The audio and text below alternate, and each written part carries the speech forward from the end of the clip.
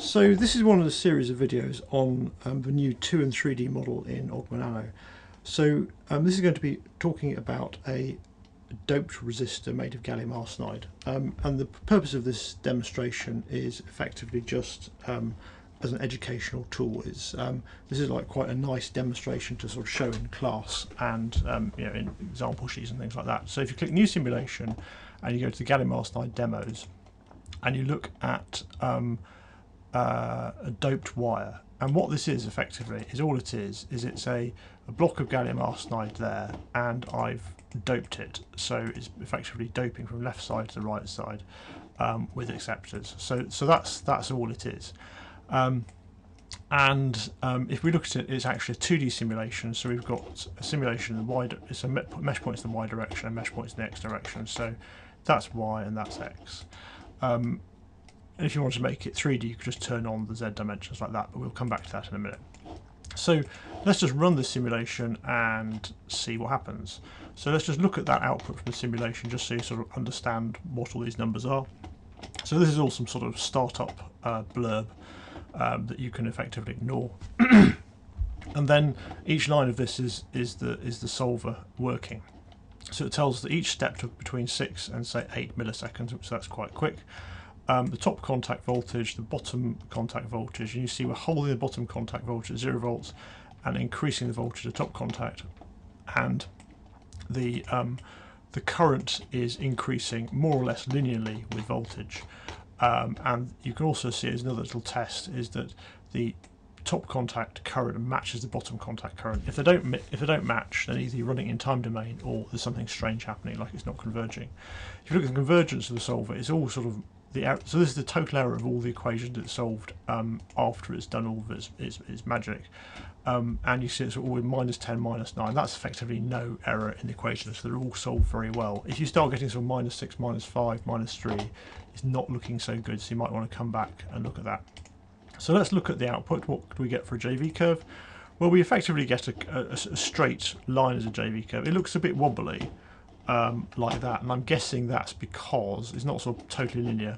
I'm guessing that's because we've got some charge sort of in there and some doping, so it's making things less linear. If we look at the snapshots as see what's going on in the device, we can start looking at so it says LUMO, but it's actually conduction band. So we can start looking to see what the conduction band's doing as we're applying that voltage on the left. We can look at phi, and we can see what's happening with phi. So we're applying our voltage to the left there. Look at charge density. So let's look at the charge density of electrons. Let's add the charge density of holes. And there we go, very good. So all this is set from the electrical parameter window. So it's just effectively parameters that vaguely resemble gallium arsenide. And you've got a bit of Shockley Reed-Hall recombination. It's not the dynamic, so if we were doing like the complicated dynamic traps that Ogg was very good at, we'd turn this option on, but we're not. We're just using a simple analytical equation for a Shockley Reed-Hall recombination. So that's that. Next thing I thought we'd look at is making this 3D. So I'll just stop there and just say that this is meant as a teaching demo or whatever you want to turn this into for your classes. So feel free to use this, feel free to play with it.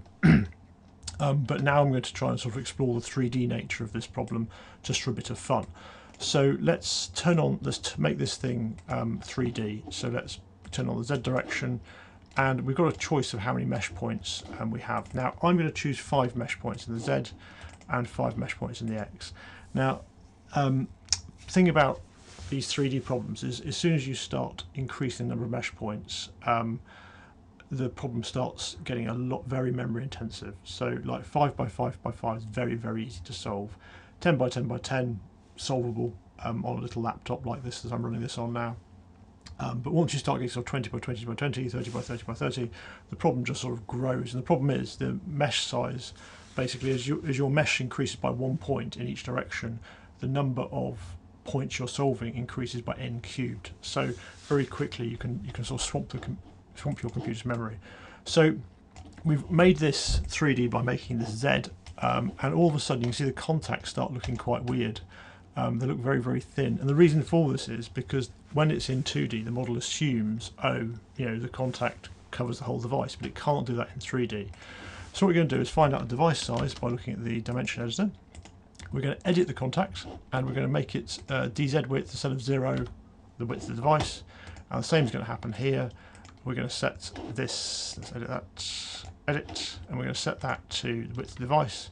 And rather than starting at that, whatever offset that is, we're going to have it starting at 0. That's all good. Now, however, and we could run that simulation. In fact, yeah. Shall I run that simulation? No, I'm not going to run that simulation. I'm going to do something a bit more complicated. So you could just run that, look at results, and all be good.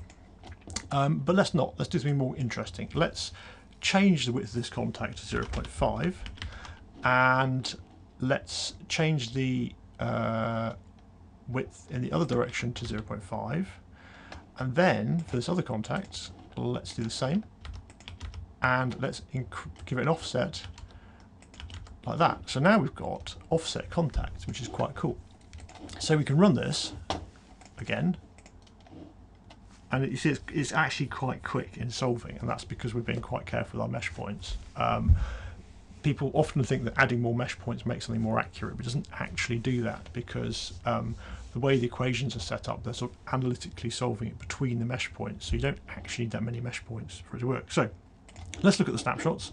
Now, I'm not going to dig into this in detail. Oh, well, let's look at the JV curve. What's the JV curve doing? So we've still got that sort of resistive effect going on, which is quite cool.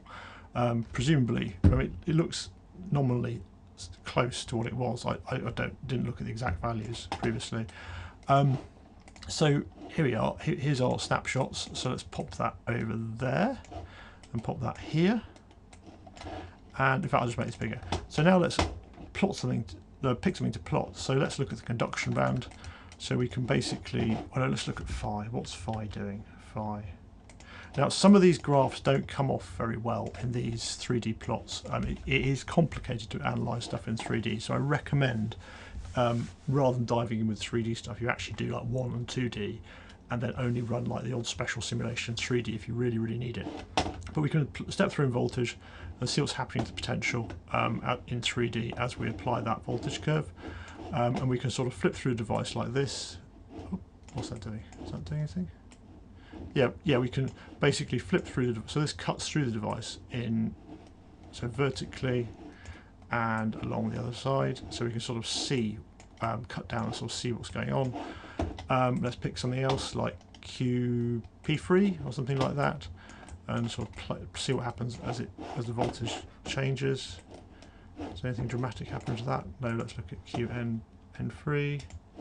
Anything dramatic happen to that? It changes a bit. But it's always the colour bar. It's quite hard to interpret this. You can see there's some sort of change in the carrier densities throughout this device. And maybe if we sort of cut through it. Oh, let's look at the current. So let's look at JN3. So that should, JN should be vertical current. So we should be getting, we can see that quite nicely actually. We're getting some current from this contact, some current from that contact. So if we run that, it's sort of, you can see the magnitudes changing here on the top right of the currents. And if we look at JP, there we go, JP, and run that, we can see sort of how the current's changing the device. You can sort of see the current density there changing as we step through it. And obviously it's not a very complicated device, so there's not a great deal to see in 3D, so often you're better off looking at it in 2D. What else worth looking at? So there's actually six currents, because there's electron current vertically, whole current vertically, electron current X, electron current Y, whole current Y, electron current Z, and so you have all these sort of currents. So let's look at the P current in the Z direction. So just for fun, and sort of play this as a function of voltage. Yeah, the values are changing, but the distribution doesn't visually change very much. Let's look at the N. This will be the last one I'll play with. Does it change? I'm looking for some sort of, yeah, it's sort of changing as the voltage. That's quite cool. It's sort of changing. We'll put that on a loop. You can sort of see it. the current's changing in the what's that, the Z current, so electron current in Z direction is changing a bit. So that's it really, and yeah, so taking you through sort of simple 2 and 3D simulations. I hope you enjoyed it. You know, and you can build on this, do what you want with it. You know, feel free to use this in your educational material. Feel free to publish results, whatever you like. So there you go. Thank you very much for watching my video.